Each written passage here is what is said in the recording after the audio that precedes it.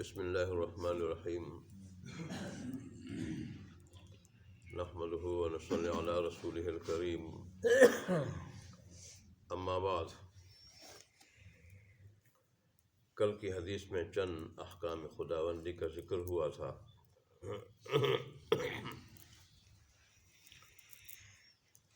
جس میں اللہ تبارک و تعالیٰ نے کہ حبیب صلی اللہ علیہ وسلم نے ارشاد فرمایا تھا کہ میرے رب نے مجھے حکم دیا ہے میں تمہیں وہ باتیں سکھاؤں جو مجھے معلوم ہے تمہیں معلوم نہیں۔ اور پھر اس میں رسول اللہ نے ارشاد فرمایا تھا کہ اللہ تبارک و تعالیٰ فرماتے ہیں کہ میں نے اپنے بندے کو جو کچھ دیا ہے سارا حلال ہے۔ جو کچھ میں نے اپنے بندے کو دیا ہے وہ حلال ہے۔ حلال چیزوں میں سے وہ پھر شیطان کے ورغلانے میں آ کے بعض چیزوں کو حرام ٹھہرا دیتا ہے، اور شیطان یہ بھی کہتا ہے میرے ساتھ شرک کرو، شریک ٹھہراؤ، حالانکہ اس پر میں نے کوئی دلیل نہیں اتاری، کوئی میری طرف سے کوئی دلیل نہیں گئی کہ میں نے اجازت دی ہو۔ میری طرف سے تو شرک کی تردید پہ دلائل ہے بے شمار۔ اور پھر اللہ تبارک و تعالیٰ نے اہل زمین کی طرف دیکھا، نظر کی، تو ان میں سے اکثر کو اللہ تبارک و تعالیٰ نے کفر اور شرک اور گمراہی پر متفق پانے کی وجہ سے اکثر پہ اللہ مبغوض ہوا اور ناپسندیدہ ٹھہرے۔ اکثر اہل کتاب میں بہت کم لوگ ایسے ہیں کہ جو اپنے اپنے وقت کی کتابوں اور صحیح مذہب پہ رہے اور انہیں کتابوں میں تحریف نہیں کی، حق چھپایا نہیں، اور اس کا نتیجہ یہ تھا کہ جب اللہ کے آخری نبی آئے تو وہ دیکھتے ہی ایمان لے آئے۔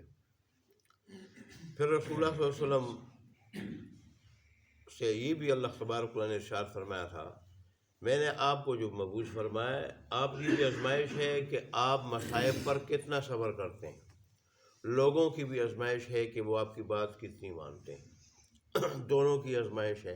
اور آزمائش میں ظاہر ہے اللہ کا نبی تو ہر نبی اللہ کا وہ تو ہر آزمائش میں مکمل طور پہ پورا اترتا ہے، لیکن اصل آزمائش ہماری ہے کہ ہم اللہ کے نبی کی بات مانتے ہیں یا نہیں مانتے ہیں۔ اس امتحان میں پاس ہوتے ہیں یا فیل ہوتے ہیں، اللہ ہمیں پاس کر دے اس امتحان میں۔ پھر قرآن کی فضیلت بیان فرماتے ہوئے اللہ نے تبارک و تعالیٰ نے ارشاد فرمایا، پہلی بات ہے جو میں نے ابھی تک جو باتیں کہیں تو کل کہہ رہی تھی، دہرائی میں نے، قرآن کی فضیلت کے بارے میں اللہ تبارک و تعالیٰ نے ارشاد فرمایا کہ میں نے آپ کے اوپر ایک ایسی کتاب نازل کی کہ نہ تو اسے پانی ختم کر سکتا ہے، پانی دھو سکتا ہے یعنی ختم کر سکتا ہے، اور نہ اسے کوئی اور چیز ختم کر سکتی ہے۔ وجہ اس کی یہ ہے کہ وہ کتاب میں نے لوگوں کے سینوں میں محفوظ کر دی ہے، سینوں میں۔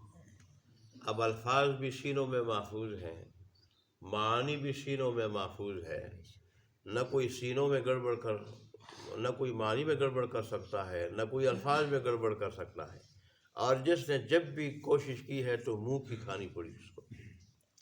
یہ وہ کتاب، لیکن پہلی کتابیں ایسی نہیں تھی کہ جو سینوں میں محفوظ ہوں، اس کے علوم بھی، معانی، احکام بھی، اس کے الفاظ بھی سینوں میں محفوظ ہوں۔ یہی وجہ ہے گورے نے کئی مرتبہ کوشش کی ہے کہ قرآن مجید کو ختم کر دے۔ چنانچہ ایک وقت تھا گورا خرید رہا تھا قرآن مجید کو، اٹھا رہا تھا کسی طریقے سے اور سمندر میں ڈال رہا تھا، تو پھر کسی اللہ والے کو پتہ چلا تو وہ اپنی جماعت کے ساتھ پہنچا اور گورے کو لے گیا مدرسے، گوروں کی ٹیم کو، اور 3-4 آفیسروں کو کھڑا کیا کہ بیٹا پڑھ لے شروع سے۔ تو 3 سپارے ایک نے پڑھے، 2-3 دوسرے نے پڑھے۔ تو گورے کو کہا کہ اوراق سے تو ختم کر دو گے، لیکن ان مسلمانوں کے بچوں کے سینوں سے کیسے ختم کرو گے؟ کیا ان کو قتل کرو گے، ان کے والدین کو قتل کرنے کی اجازت دے دیں گے؟ پھر گورے کی بات سمجھ میں آئی. بلکہ میں جیسے درس قرآن میں 2 مرتبہ یا زیادہ بات بتائی کہ قرآن مجید کے اندر وہ اعجاز ہے جیسے چھوٹی صورت آج تک کوئی بنا نہ سکا. بڑے سے بڑا شاعر بھی، جو شاعر کتنا کلام پہ قادر ہوتا ہے، کلام بناتا ہے. عرب میں اللہ نے عرب کو چیلنج دیا تھا اللہ نے کہ جس آدمی نے یہ کلام پیش کیا ہے تم اس کو امی کہتے ہیں، نہ پڑھا ہوا، کسی مکتب میں نہیں پڑھے ہوئے تھے، کسی انسان کے پاس نہیں پڑھے ہوئے تھے. وہ الگ بات ہے کہ اللہ نے اولین اور آخرین سے زیادہ علم دیا، لیکن تمہارے نہیں کسی مکتب میں پڑھے ہوئے نہیں تھے. 40 سال تمہیں امی کہتے تھے، نہ پڑھے ہوئے. اور اب جب 40 سال کے بعد وہ کلام پیش کر رہے ہیں تو تم میں سے بڑے بڑے شاعر موجود ہیں، تو اگر وہ میرا بھیجا ہوا کلام نہیں اور پھر معجزے والا کلام نہیں تو اس جیسی ایک چھوٹی سی صورت بنا لے آؤ. لیکن کوئی نہیں بنا سکا آج تک، اور نہ کوئی قیامت تک بنا سکے گا. ایسے ہی اس کے علوم میں بھی کوئی گڑبڑ نہیں کر سکتا. آج تک میں نے اب بات بتائی تھی کہ گورے نے کمپیوٹر کے ذریعے کوشش کی اس کے معانی میں گڑبڑ کرنے کی، لیکن اس کو ان کے کمپیوٹر نے بھی قبول نہیں کیا. ایک بہت بڑے عالم نے بات بتائی تھی، اور پھر جو ہے نا وہ گورے نے یہ بات بتانے کے لیے بہت سارے علماء کو، بہت سارے مسلمانوں کو، دیانوں کو اکٹھا کیا کہ دیکھیں ہم نے باقی ہر کتاب میں کچھ رد و بدل کی، اس کے ذریعے کمپیوٹر کے ذریعے کوشش کی تو اس نے قبول کر لیا. لیکن جب قرآن کی کسی آیت کا معنی ہم غلط کرتے ہیں کمپیوٹر نہیں لیتا اس کو. اب کمپیوٹر کو کس نے سمجھایا ہے؟ وہ تو گورے کے ہاتھ میں. وہ اللہ تبارک و تعالیٰ نے کن سے سمجھایا ہے، کن سے، کہ اس اللہ تبارک و تعالیٰ کے ہی قبضہ قدرت میں ساری چیزیں ہیں. بظاہر تو دیکھیں ہم کہتے کمپیوٹر بے جان چیز ہے، چھری بھی تو بے جان تھی، لیکن اللہ نے کہا نہیں کاٹنا. اسماعیل علیہ السلام کو نہ کاٹ سکی. پھر جب ابراہیم علیہ السلام زور سے چلانے لگے اور کہا کہ کاٹتی کیوں نہیں، تو چوری سے آواز آئی کہ خلیل کی مانوں یا رب خلیل کی مانوں. میں نے تو رب خلیل کی بات ماننی ہے. ایسے ہی سمندر کا کام ڈبونا تھا، نہیں ڈبو سکا. آگ کا کام جلانا تھا، نہ جلا سکی. ایسے ہی کمپیوٹر کو اللہ نے حکم دیا ہے ہر چیز میں رد و بدل وہ قبول کر لیتے، قرآن میں نہیں قبول کرتا. اس لیے اللہ نے فرمایا یہ وہ قرآن ہے، ایسی کتاب ہے جس کو کوئی چیز مٹا نہیں سکتی. اگرچہ یہ الفاظ ہے کہ اس کو پانی دھو نہیں سکتا. وَتَقْرَؤُهُ نَائِبًا وَيَقْظَانًا، اور آپ اس کو سوتے ہوئے بھی پڑھتے ہیں اور جاگتے ہوئے بھی. یعنی اس کے جو علوم اور معانی اور الفاظ ہیں، آپ سو رہے ہوں تو آپ بھی ذہن میں اور سینے میں مستحضر ہیں، حاضر ہیں. آپ جاگ رہے ہوں تو بھی حاضر ہیں. اور بعض روایات کی روشنی میں یہ معنی لیا ہے کہ رسول اللہ صلی اللہ علیہ وسلم اگر سوتے بھی تھے تو آنکھ سو رہی ہوتی تھی، دل بیدار رہتا تھا. تو اس لیے آپ اس کو جو ہے نا نیند کی حالت میں بھی پڑھتے ہیں، دل تو بیدار رہتا ہے، صرف جو ہے وہ کیا آنکھ سوتی ہے. اور بیداری کی حالت میں بھی آپ اسے پڑھتے ہیں. یہ ایسی کتاب ہے. پھر اللہ نے اس کی فضیلت کتنی دی اس کو کہ حافظ 10 ایسے آدمیوں کو جنت لے جائے گا جن پہ جہنم فرض ہو چکی ہوگی، ساتھ جنت میں لے جائے گا. اور علماء اگر مخلص ہو، عمل والے ہو، اللہ عمل کی توفیق عطا فرمائے، اللہ ان سے کہیں گے تمہارے لیے کوئی تحدید نہیں ہے، جن کو چاہو اور جتنوں کو چاہو ساتھ جنت میں لے جاؤ. اور پھر یہ بھی کہ اللہ تبارک و تعالیٰ نے مجھے حکم دیا ہے میں قریش کو جلا دوں. کیا مطلب؟ کہ بالکل ختم کر دوں اگر وہ دین کی مخالفت کرے، دین کے راستے میں رکاوٹیں ڈالے، مسلمانوں کو تنگ کر دیں. تو ظاہر ہے پہلے تو جہاد کا حکم نہیں تھا، جماعت مسلمین کمزور تھی. اب جب مدینہ ریاست بنی، مدینہ ریاست اور قوت آ گئی، اب جہاد کا حکم ہے.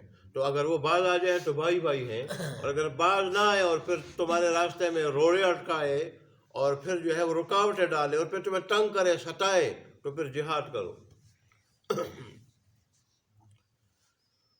فقلت تو میں نے اللہ تبارک و تعالیٰ سے فرمایا اذن یسلغ راسی فیدعوہ خبزۃ، کہ قریش تو پھر کیا کریں گے؟ ظاہر وہ تعداد میں زیادہ ہیں، قوت میں بھی زیادہ ہیں، ہر لحاظ سے، طاقت میں، قوت میں، اسلحے کے لحاظ سے وہ ہم سے کہیں زیادہ ہیں اور ہم ان کے مقابلے میں بہت کم ہیں. تو وہ کیا کریں گے؟ وہ تو میرے سر کو کچل دیں گے، اور پھر کچھ سر کو کچلنے کے بعد مار مار کے اس کو جو ہے بالکل روٹی بنا دیں گے، ایسے چوڑا کر دیں گے. تو اللہ تبارک و تعالیٰ نے اس پہ فرمایا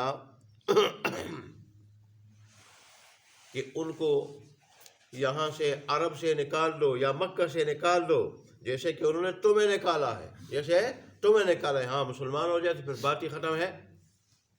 اور یاد رکھنا وہ آپ کو کچھ بھی نہیں بگاڑ سکتے. میں آپ کے لیے جہادی سامان کا انتظام کروں گا، اور پھر جہادی سامان سے زیادہ میں ان کا جو لشکر ہوگا اس سے 5 گنا زیادہ لشکر فرشتوں کا عطا کروں گا. چنانچہ ایسا ہی ہوا کہ اللہ تبارک و تعالیٰ نے پھر فرشتوں کا لشکر اتارا 5000 کا. اور پھر کا نتیجہ سامنے ہے کہ کافروں کی وہ پٹائی ہوئی. حالانکہ پوری تیاری کے ساتھ گئے تھے غزوہ بدر میں پوری تیاری کے ساتھ گئے تھے. آج ہم نے مٹھی بھر مسلمانوں کو ختم کرنا ہے، ہمیشہ کے لیے. مسلمانوں کے پاس چند تلواریں تھیں، 1-2 گھوڑے تھے، باقی ڈنڈے تھے، اور ان کے پاس ہر قسم کا ساز و سامان تھا، تیار ہو کے گئے تھے. تو لیکن جب اللہ تبارک و تعالیٰ کی طرف سے مدد ہوئی تو ان کو شکست فاش سے 2-4 ہونا پڑا. تو بہرحال ان احادیث ارشادات اور واقعات میں ہمارے لیے سبق ہے کہ اللہ تبارک و تعالیٰ کے دین کو سینے سے لگا کے دنیا میں رہیں گے تو پھر دنیا میں بھی کامیابی قدم چھوئے گی، آخرت میں بھی ہم کامیاب ہوں گے. اور جیسے کل کی حدیث میں اور پہلے حدیث میں جو ہم پڑھ چکے ہیں، موت کے وقت قبر میں، محشر میں، ہر وقت ہر جگہ ہمیں راحت ہی راحت ہوگی، مزے ہی مزے ہوں گے. اور اگر ایسا نہیں کریں گے تو پھر زندگی کے ہر موڑ پہ ناکام ہوں گے. اللہ تبارک و تعالیٰ ہمیں عمل کرنے کی توفیق عطا فرمائے.